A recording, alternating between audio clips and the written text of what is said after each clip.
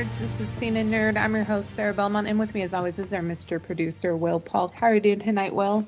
Doing very well, Sarah. Happy New Year. I know it's the 7th, but yeah, this is the first time I know we've texted and stuff, but first time we've actually talked. So Happy New Year. Happy 2025. Yes, yes, it is indeed. It is kicking off and things are happening. I mean, the Golden Globes were held. Yeah, on time for a change. I think I think award season's back on track. Well, yeah. Time-wise, they still make some very weird choices with this stuff. True. I did watch Nikki Glaser's full opening monologue, and I thought it was good. Okay. I thought it was good. Decent. Yeah. Like, I wasn't blown away, but she played it safe. She definitely played it safe with a lot of the stuff, but she also it wasn't boring either. Yeah. So and then I watched Sebastian Stan's acceptance speech. I watched Demi Moore's acceptance speech. And that was about it, I think, of the acceptance speeches. And okay. I then found myself in this tunnel of Anthony Mackie stalking Sebastian just to make sure that everybody knows they're BFFs. Yep, I mean, we saw the Civil War press tour. Okay. We know. Yep. Civil War. We saw the Falcon and Winter Soldier press tour. It was much as they could do it, given the time. Yeah. I guess it was remote at that point, but yeah, we saw it all. So I agree with you. I did not see Nikki's opening monologue, but I did see where it was very well received, and they were thinking about bringing her back again for a host. The last time I saw her do a bit was the Tom Brady roast, but which was pretty fun. But yeah. Yeah, and I think the funny thing is the biggest news to come out of the Golden Globes is really the fact that everyone, it's kind of confirmed, but from my understanding, it's not confirmed by either one of them, but that Tom Holland and Zendaya are engaged. So yeah. I thought you were gonna say the Vin Diesel hey Dwayne bit. No, that was such like a small thing that I mean Zendaya. I know. I'm just kidding. Yeah, I know. I'm just giving it a heart. I'm just messing with you. Yeah. No. Yeah. Definitely not. So yeah, and I mean, anything about anybody who won?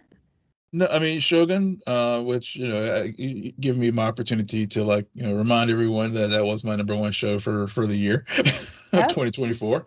Won in every category I was nominated for. So won drama, Anna Sawai won actress, Hiroki Sanada won the actor, and Tando Ashano won for supporting for Yabashige. So I saw that and I was like, well, at least my guy got something. He should have gotten an Emmy. He didn't, but yeah. And of course, Colin Farrell for Penguin with the limited series anthology category. So which was, I think, pretty much as expected.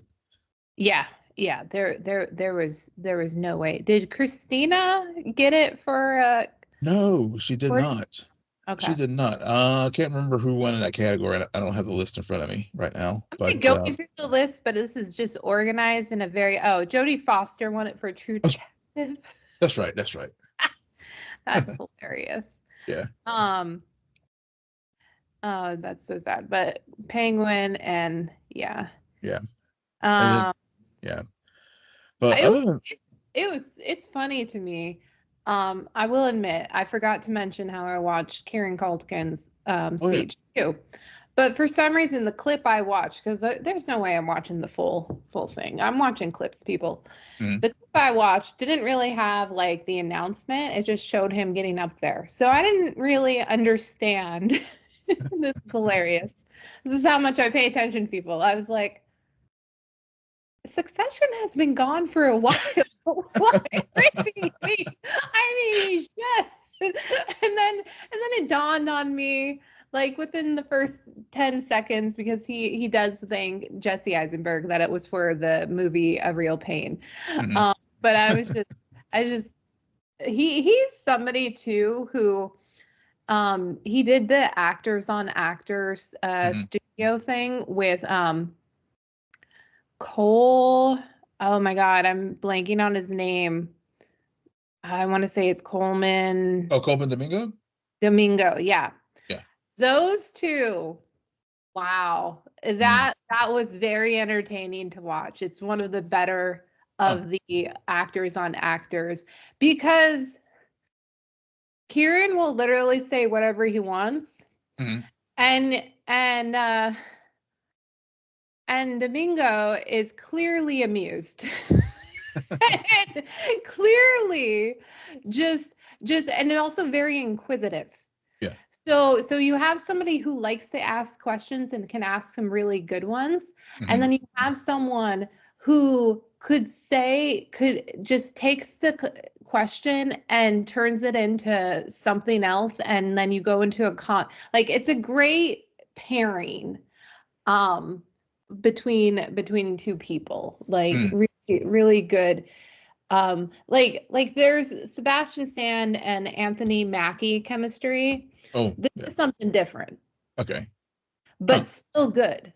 But still for very different reasons. So cool. Yeah, I'll have to check that one out.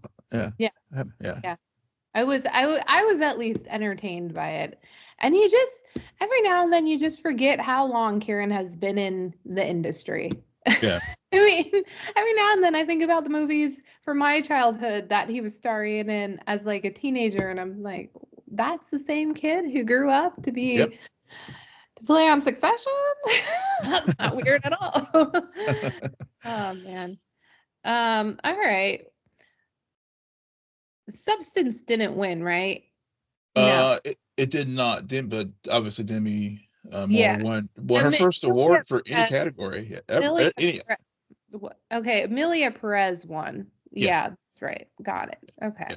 Yeah. And that's a Netflix movie. Okay. Yeah, that's a Netflix movie. Wicked won the best box office the award at I guess it's like the pop culture award because it has like all the like hot big box office movies and stuff. Even though Wicked award. What's that? Yeah. It's basically the People's Choice Award for Best Picture overall. Yeah. So we'll see. I mean, I used to think that the Golden Globes were strong indicators, and to an extent they are. But lately, I feel as though in the most recent years, there's always like one or two of the major categories that Oscars like to be like, well, you didn't see this one coming. Yeah, I think the Screen Actors Guild is probably a better barometer these days than Golden Globes as far as what's going to possibly win in the Oscar race. Yeah. A show that we will definitely be talking about come award season this year will be The Last of Us 2, which has come out with another teaser trailer advertisement campaign that I'm refusing to watch because I don't want to know anything. I already know too much. But we are getting closer to know when it's officially coming back, as we know it will be back in the month of April. Yeah. I did watch it because I did not watch the first teaser trailer. So this one I mean, obviously I'm gonna watch the series. It just got me, I'm already excited for it. It was, but to see Abby and some of the other parts of what was in that teaser trailer definitely was like, okay, we know because we knew it was coming back at some point first part of the year for first quarter or so, and so we get it, and then of course I start like looking at the calendar trying to figure out like for two reasons. One, to see what possible Sunday night it's going to drop, and it was because I was starting to look at our show schedule and start to plan like when we're going to like talk about it, and so I think I've determined based on that because I think the White Lotus is dropping next month, and so I think the last episode of the White Lotus goes to first Sunday of April. So hopefully we'll get The Last of Us Part 2, Season 2, either that following week or the week after. Yeah. Is my thought. So April is going to be a good month because, granted, it'll be a busy month and we'll be struggling because we got Last of Us 2 and Andor season 2. So and Daredevil. I forgot about Daredevil. Yeah, comes in March. Because I know I was looking at this. I was looking at our so we get a little early preview of our show for the year. And so I was like, oh yeah, March 5th, I believe, is when Daredevil drops. So yeah. Oh, that won't be too bad. Yeah. So, but it's like, so it's like 9 episodes, I want to say. So yeah, we'll figure out something. Yeah, We'll make it work. Yeah, we definitely will. Even if we have to put Daredevil on hold, so it is what it is. Because there are shows I don't want to be spoiled on. Yeah. If Will were to tell me, Sarah, you can't watch Last of Us like next episode, I'd be like, no, I'm gonna watch it. No. No, it's like Last of Us. Just that gets slot number 1. Yeah, because there's no way in hell. I already know too much, so I don't want anything else to be spoiled. I want to live in the moment. Exactly. Oh my God! Like, don't make me bring out episode 3 of Succession. The fact that I watched it, and now if Will were to ever watch that show, that episode, not have the same effect. I stand by that to this day. You know what? I did watch it, and you're right. It does not have the same effect. No, there's no way it could have. There's no way. But anybody who was there for that night and had no idea, my God, that's the only thing you talk about coming out. You're just like, wow. Yeah, for sure. Yep. Yeah, you're completely right. So, and and I mean, we were talking before we turned on the recording device, and just about how we went into a little bit of a hiatus, a kind of a shorter hiatus because we had to wrap up Dune Prophecy. But we thought we were going to watch a few different shows, and neither one of us watched anything. Yep. Really, we watched one of season 3, which we'll talk about for like 5 minutes, but I find it humorous. Like, it does say a lot, because I'll be honest, I really enjoyed Dune season 2, but I did not think about it a single time during break. Yeah. And not a single time. Never. Like, it was gone. It was gone. And I'm only bringing it up now because I'm curious if A, you did, and if B, now having some space, considering we had to wrap it up after we gave our top shows. Yeah. Does that show impact your ranking at all? First question, I did think about it some because we did have some folks comment on our YouTube page about the show, and some of our reviews. So I did, so I did think about it from that respect, and also one commenter did remind us that the Harkoven's little spy device that was given to Heron's, his advice was given to I'm blanking on his name now. The manipulator, the hybrid guy, but that the Harkonnens and the Atreides kid. Yeah,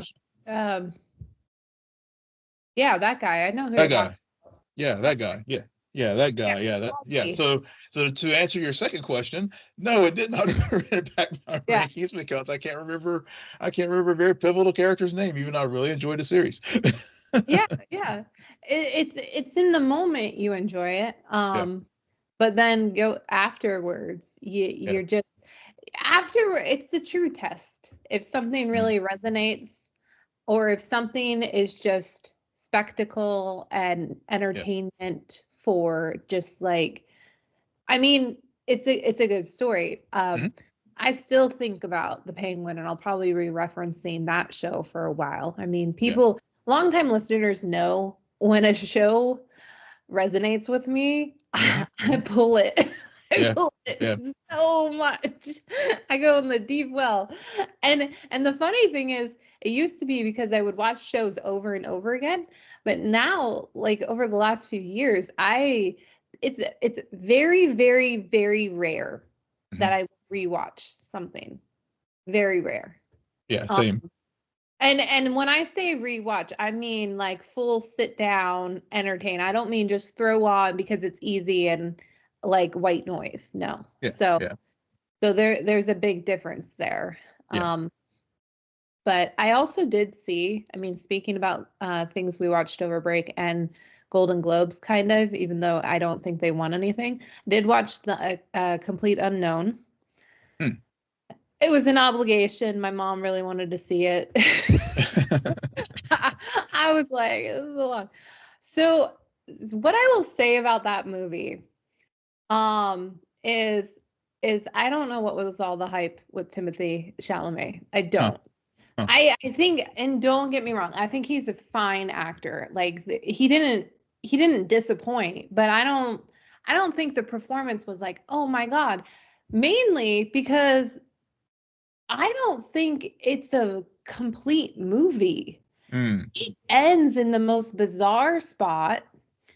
And my mom even filled me in on some of the history with Bob Dylan. Okay. And she even said like it was a slice of his life. It was not a biopic the way we're anticipating a biopic. And also someone with a career that spans decades. Like this spanned 4 years. Spoiler alert. It went through 4 years. And I think it was fine. The singing was fine. Okay. My mom, for her, she could not pinpoint. She did not get caught off guard by being like, that's not Bob Dylan's voice. No. Really? Okay. Timothée Chalamet, and he has the perfect voice. I've watched Timothée Chalamet in many different things, including interviews. I know his voice. So therefore, for me, it was pretty obvious. I this is a hard thing for me to explain. I am very good at identifying voices. You are. When I'm listening to because of tones. So by the end of the movie, they start rolling credits and they play a song, and I'm like sitting there for about 2 minutes because it's a song my mom really likes. And I looked at my mom and I'm like, is that Timothée or is that Bob Dylan? And she's like, I don't know. And I'm like, I'm pretty sure that's Timothée. And then I looked it up and I was right. Yeah. Got a good ear. Yeah, but all that aside, it's a fine movie, and it's a very, especially for someone like my mom, it's a very good movie because of the music and her love for that kind of music. So I think nostalgic wise, it works for a lot of people. But for me, I was just like, at the end of the day, I don't think Bob Dylan is that interesting of a person. I think, and I kept comparing it to Walk the Line about Johnny Cash, because, and now granted, Johnny Cash, the Walk the Line movie is not solely a biopic. No. Right. It's about two people in a relationship. Yeah. And so that adds so much more.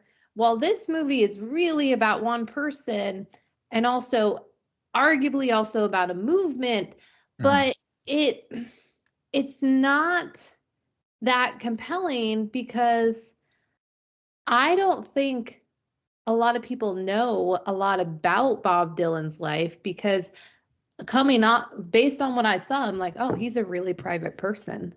So I don't think the public knows a lot. Yeah. And I then really don't. Yeah, Yeah. and spoiler alert, you're not gonna leave this movie knowing a whole lot either.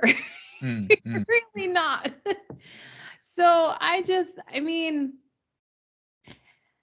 it didn't bore me and it went by a lot quicker than I thought it would, but I really was just like, this is it? What? Like, why does this feel so incomplete yet complete? Like, it's very weird. I have very mixed emotions about that movie. That's all I'm gonna say.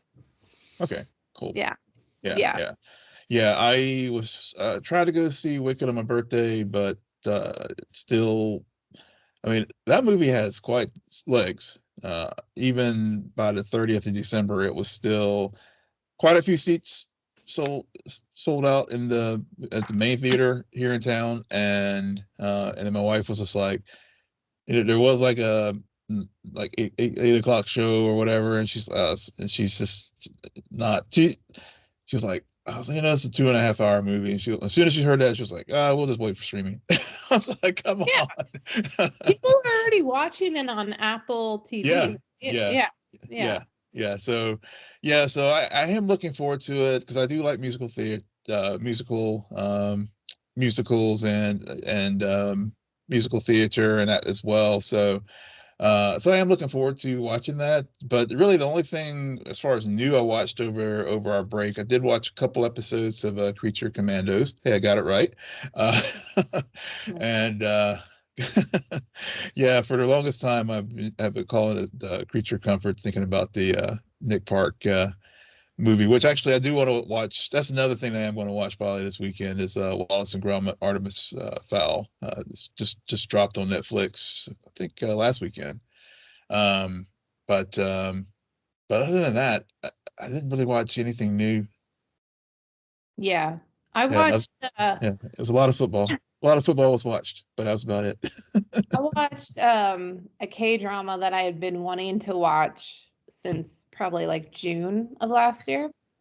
But I finally figured out how so many people were watching it. I just had to pay for a Paramount subscription, and luckily, I think I knew that, and because it was overpriced, I was like, I'll just wait. And I forgot about it, and I was reminded over hiatus about that show. So I was like, oh, $1.99 for 2 months. Yeah, I can do that. Okay. Set up the reminder on my phone to cancel it at the end of 2 months. So I watched that, which was all right. But I tell you, K-dramas are good, or there's some that are really good, but I think my biggest learning experience with a K-drama is they don't know how to stretch the story for as many episodes as they have these shows go for to make it a fulfilling ending. They always fall flat. Like even a show that I was gushing about right before break, When the Phone Rings. Yeah. Okay, I will admit, last 2 episodes aired over this past weekend. It took me forever to get around to them. I kept prioritizing other things, including What If, which we'll eventually talk about, I'm sure. Yeah. And then yesterday I was thinking to myself, man, I still haven't watched the last 2 episodes. I watched them in a very much like, yeah, boring, skip. boring, skip. Okay, I pretty much got the gist of what happened. Got it. Bye. It's just, I don't know what it is. Lately, and a lot of the ones, they start off strong for me. Yeah. But man, they lose me. And ironically, it's the ones that start off slow that eventually kick in, and I'm like, oh, okay. Yeah. That's cool. Yeah, I've noticed that that's the trend whenever you share a K-drama series with me. That's how it typically goes. Yeah, it typically goes. But we'll see. I have a few. I'm gonna watch this one that's gonna be on Netflix in a few weeks. called Gossip Among the Stars. Oh yeah, actually I saw that. Yeah. Yeah, a lot of people. And no, ironically, I have not watched Squid Games too. You read my mind. That's gonna be my question. I mean, I tried watching season 1 and just never, it just never grabbed me, and I was just like, yeah, okay. I know. I inadvertently watched a TikTok about someone who watched it, and they immediately said, "Don't watch it. Wait until season 3 because you're like." The way they end it, they're just like, okay, and when we're gonna get season 3. And so I'm like, well, okay, I'm just gonna sit back and relax. I didn't like the first season. I really didn't. I understood what they were doing. It didn't make me cry. I thought everything was telegraphed, and a lot of the performances were good. Yeah. But I was not, and I can understand the appeal of it, but at there was so much hype that I was expecting so much more. Same. So and I don't know. I'm kind of like, I'll get to it when I get to it. It's a show that I'm not worried about being spoiled for either. So, but I will tell you, not for it being out as long as it has been. It had I know people are watching it. I know the numbers are big, but I don't feel like anybody's talking about it the way that season 1 was talked about. Yeah, I feel the same way. It doesn't. I mean, granted, I know it's been a holiday and hadn't been around a lot of folks as far as around the office and other things, but yeah, both. And maybe too, it's just I just don't spend as much time on social media anymore as I used to. But I just don't, both neither there nor just people in real life. I just haven't heard the buzz about it. A friend of mine did watch it and really, they power through it. Not a big fan of it, but it's just one of those things like, well, everybody, it's the it show right now, so I got to watch it. But they were kind of underwhelmed by it, quite frankly. And yeah, they're like, okay, let's see what the big hype is. And they felt the same way about season 1, but it just felt, it's like it was the it show over the holiday. So yeah. All right. Well, another show that aired over the holiday that I don't think a lot of people are talking about, and if they are, I don't think it's the best reviews, but is What If season 3. Yep. Will, what are your thoughts on this season? On this season? So I will share with our audience sort of how whenever I guess I reached out to you last weekend about it. I was like, well, first couple shows, and I didn't really say too much, but I think you probably could. We know each other well enough to know like whenever something can read between the lines, and this was a slog for me to get through, to be honest. It really was. It left me wanting. Now I will, that being said, some of the voice work, the animation, I have to give props to it. I mean, the animation is great, as far as they definitely put the time and money and everything into it there. Some of the voice actors really, especially the people who are primarily voice actors, always bring their A games. And Catherine Hahn, too, actually, I thought, even though I was not a fan of the second episode, I thought she did, as far as the typically live action actors, I thought she did pretty solid voice work as well. But overall, I just felt like I just feel like with this series, it's just been one of diminishing returns for me. Yeah, I would agree. I think that one of the standouts in terms of voice work was David Harbour. I could just tell by watching him, even like he loves to play this character, and he loves to put on a very thick Russian accent, and he sounded like he was having fun, much like Catherine Hahn did. And my criticism has nothing to do with any of the voice work, nothing to do with any like how the show looks. It's all boils down to story. Yes. And I think that now that we've have 3 seasons of this show, a complete series, is that what happened is they went from season 1, which featured iconic characters in our mainstream MAU universe. We're talking Spider-Man, we're talking Doctor Strange. I'm sorry, I'm going to mention Doctor Strange because it's the best episode of the whole show, okay?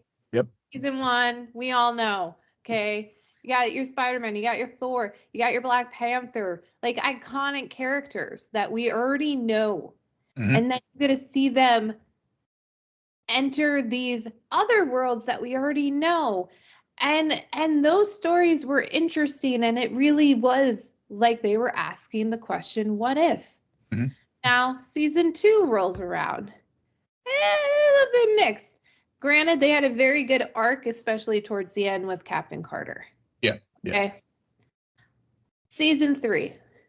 I don't know who decided to be like, you know what? I think the best part of season 2 was not any of that arc building thing, but more about like these characters from these lesser known franchises, lesser known beloved franchises, and we're going to pull from there, and we're going to pull from Howard the Duck, because everyone's been like, the characters they're using makes, I'm just like, the viewers don't want this.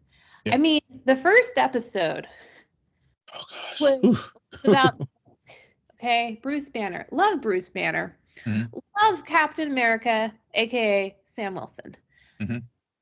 But I kid you not, I had not really, I did not look ahead at what was coming or anything, but I thought to myself, and granted, I probably was completely engaged for about 10 minutes of this episode. But I thought to myself, why does this feel so much like the movie The Immortals? Mm. And because they kept talking about the Gamma Apex Predator, and I'm like, that feels so much like the throwaway villain from the Immortals movie. I'm like, I'm not talking about the Celestial. I'm talking about those weird things. And then there was just too many things. So then to fast forward and have all of the Immortal references, especially in the second, I'm like, no. The Eternals? Yeah. Yeah, the Eternals. I'm so sorry. The Eternals. Yeah. No worries. Yeah, but they are immortal. A lot of the characters are immortal, and maybe you're thinking of humans too. Yeah. No. This is more of a creature comfort kind of thing going on for me. But thank you for correcting me, because I would have kept saying that. But anyway, like, I just feel as though somebody, like a writer, mm-hmm. was definitely part of the Immortals movie and was like, my characters have to Yeah, so for me, I was just like, I saw this done better. It was called Godzilla. There was just the individual stories, they didn't pull from the right well with a lot of this stuff. I mean, they even tried to redeem itself with the last 2 and bringing back Captain Carter, but it was too late. And then what was with the Shang-Chi episode?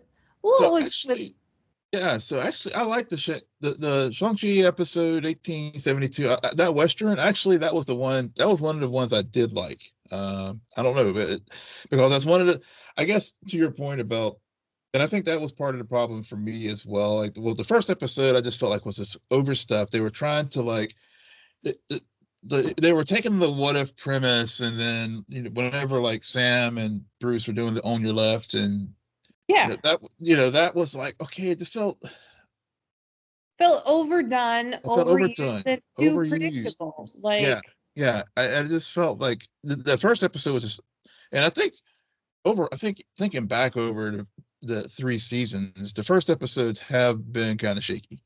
So I was like, okay, fair enough. This what if's always little rocky come starting off, and I think back when we had our conversations with them over the years, that was that's our general critique with it.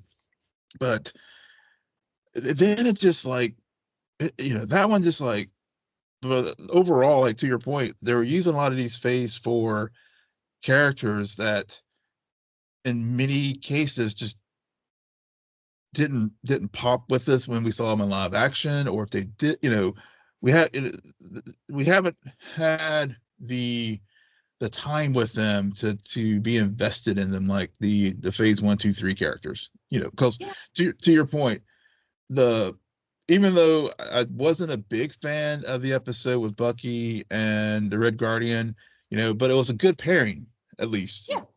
And it was interesting because that moment that they decided to twist is an iconic moment in terms of the whole history of the MCU. Exactly. So, like, you can take those moments, and then it's not as laid on thick as what you were referring to, the whole on your left, and like, okay, we watched this movie.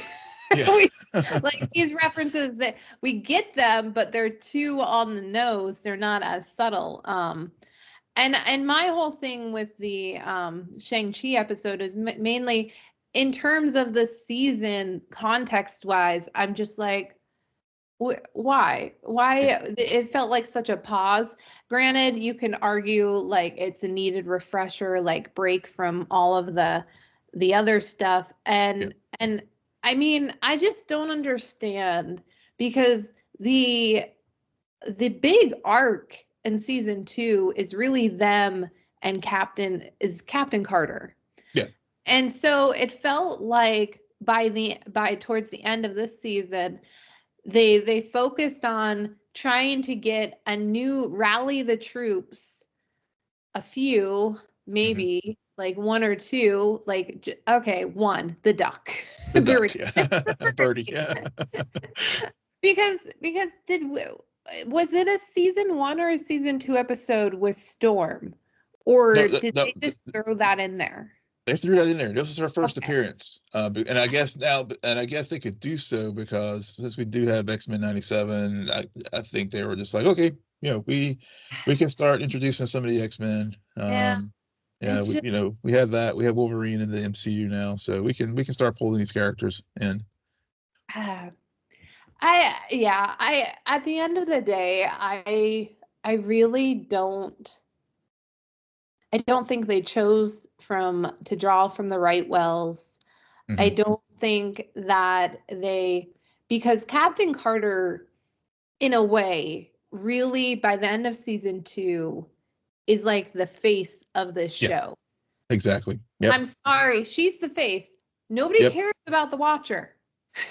Okay, the Watcher is their narrator, and by the end of it, in my mind, he's villain. Okay. he just made it all about himself and took away all of the interesting things that were going on. And it just was annoying. I don't know. Well, because I think that's part of it too. I think so. Like whenever, like the Bucky Red Guardian, I guess the thing that just grated on me with that episode, like, the pairing, like you said, they took a nexus, literally, if you want to use the MCU terms, nexus moment in the MCU, and did something with it, which was whenever we first learned about this series way back, gosh, was it 2019 or something like that? When I heard the what if premise, I was just like, okay, yeah, we're going to see like that type of story that was set up in that episode with Bucky and the Red Guardian. The thing that just got to me, you're right, David Harbour definitely loves that character, but I think the writing of it with the where it was starting to grate on me a bit was the arc, the Russian arc, the Soviet archetype. It was laying it all too thick. And wherever they would get to a good moment, then and that was sort of throughout the series in some cases where they would have good moments, but then they would they'll just go off track on some silliness, and it's just like, oh. Yeah, I think it also, by this point, knowing what's ahead, you're just like, oh, now we get the episode that is clearly a kind of funny what if scenario prelude for Thunderbolts, which is coming later this year. And you just, or like what you said about Storm being there. Well, they just aired X-Men 97. So it's just, there was so many times where you're just like, really? We're gonna, I mean, granted, they could have done that a whole lot more. But thank God they didn't. But I just, go ahead. No, I was going to say, I was thinking to your point about the writing too. I think they had a lot of concepts, but I think the other thing too is they just didn't let the execution of some of the ideas, were underbaked, or they just didn't let things.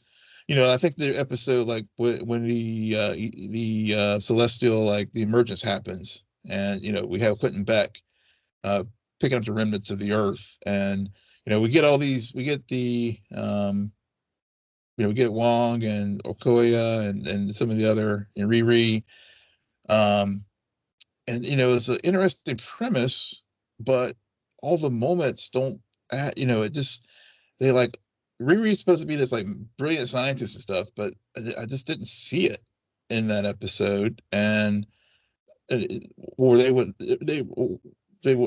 just not let her. No, they just didn't do it. I don't know. I just feel like, again, they were not.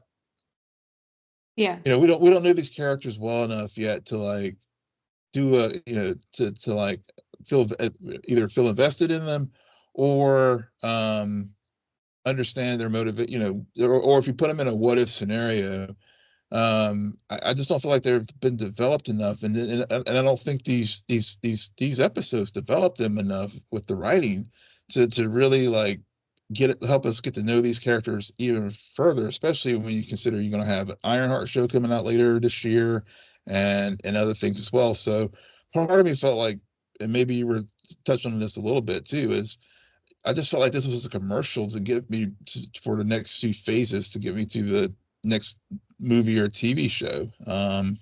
Yeah, thank you for bringing up the Riri episode, because this is where I really fell off the train. First of all, it's been a while since we've last seen Riri. Yeah. And so in a way I kind of understand, especially if her show is finally set to premiere, like why, like, hey viewers, remember this character because you're going to see her later. So, but at the same time, and you're right, there was some good premise, but it just, I was not invested at all. Like, you were supposed to view this episode as if you were the watcher, and just so heartbroken. And I was just like, I don't care. Yeah. I have no I do not. Part of the reason, I mean, and we have to really, I can't stress this enough. This is season 3. If they really wanted to make this episode a compelling episode, they should have had a precursor in season 2. They should have, a show like this can work.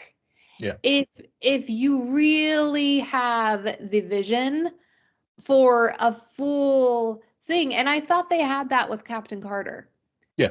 And that's why I keep going back to, I don't understand why her journey, her story wasn't more at the forefront. Yeah. But now the more we talk about it, it's like, oh, they had to throw in all of these previews for what's ahead with the new phases and kind of closing this chapter. But at the same time, it's like, there are plenty of characters that are loved, and the reason why, for me, one of my favorite episodes of season 1 is the zombie episode. And I know, and it's mainly because I will never forget how there was Spider-Man, Peter Parker, says something along the lines of, I have to be hopeful because I just like I've lost so much. I forget the moments, but it was such an eye opener for me to like a character said something, and I've seen this character in so many iterations, but it's never occurred to me like this is why he's your friendly neighborhood Spider-Man, just because he can't think about all of the loss. And it's just, it was so moving to me. Yeah. At such a brief moment. And it's just like, there needed to be more of that. Yeah. Yeah. Not season 3, but also in season 2. Yeah. Yeah.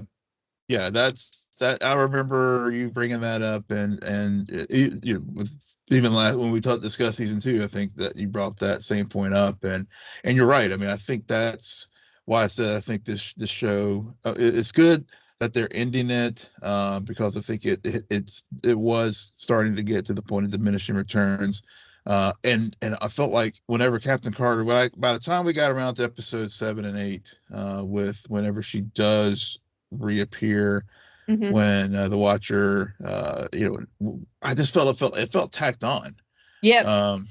And I'm like, oh, so it was like I guess too many people complained about Carter, being the focal point in season 2. So then they course correct and go the other extreme and do all these other things with with Howard the Duck and all this other stuff. And then, but by the way, we do need to close the loop on that. And also, let's just remind everyone, Doctor Strange is his own universe now. Yeah. For a moment, I was just like, oh, we're gonna go back to that story. Yeah.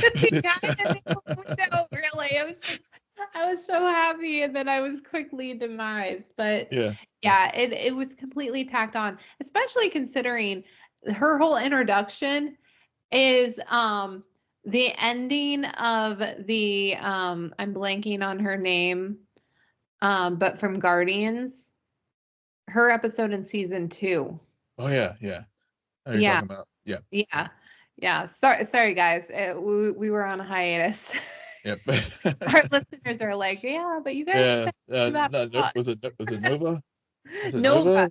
Yeah. Nova's episode. Her whole crime. That episode. Yeah. So it's just I mean, what if season 3 is what it is. And I'm kind of glad we got through it. Yep. There were some gems along the way. Not as much in season 3, that is for sure. But I think 2025 though, MCU, it'll be interesting. I don't think it's gonna be completely all highs. But I don't think it's going to be all lows either. I think it's going to be, there's some rocky patches, but I am looking forward to the epic showdown between Fantastic Four and Superman. We got there between now and then. Somebody please put your mind to work, okay? You got to create the new Barbenheimer, okay? What is it? What are we calling this thing that's about to happen? Okay, we've got plenty of time, but anybody other than me, do your magic. Yeah. Help us. Yeah, wordsmith it, y'all. Wordsmith it. Social media. We'll put it out there. But I mean, that's one last thought on what if, and I think to that, looking ahead to what we're going to get this year as far as the Marvel universe. I know things are the multiverse saga is slowly winding down, and especially looking at, but I think for me, the other thing too, when I was watching this, is that I'm kind of done with the multiverse. I'm ready to move on to something else.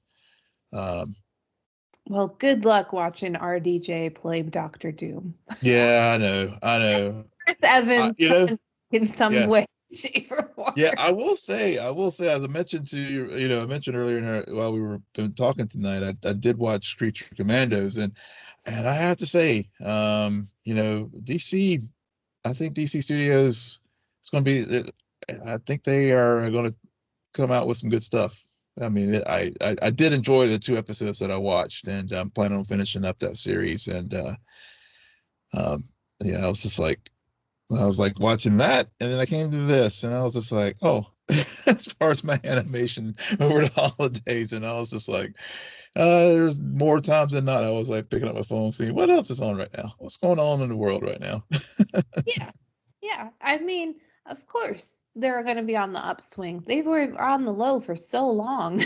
Yeah. They have nowhere to go but up. Yeah. They don't really. I mean, and MCU has been doing this weird thing where there's highs and lows, and there's all of these offshoots with Sony doing what it does, and it's a whole lot of nothing. Yeah. But they're 2025 looking ahead, which will go more in depth within the next few weeks. But the content will only get better. Granted, we are going to take a trip back to 2024 to kick things off, because I don't know. Don't blame us, people. Blame whoever schedules TV programming, as no one has decided to release anything good until the end of January. But more on that later. But yeah, we're gonna be picking up finally Invincible, finishing Invincible season 2, and then for some unholy reason, we are going to finish up the last season of Cobra Kai. And no, I'm putting my foot down, Will. I'm not going to theater to watch Cobra Kai movie, whatever that is. I'm not doing it, okay? Don't worry. That's a streaming one too for me. But looking forward to doing our looking forward to our TV and movie. I know we touched on some tonight, but have a deeper dive next couple of weeks. Yeah. All right. Well, on that note, Will, why don't you tell our listeners where they can find you? Yes, you can find me on all the socials at Will M Polk, WILLMPOLK.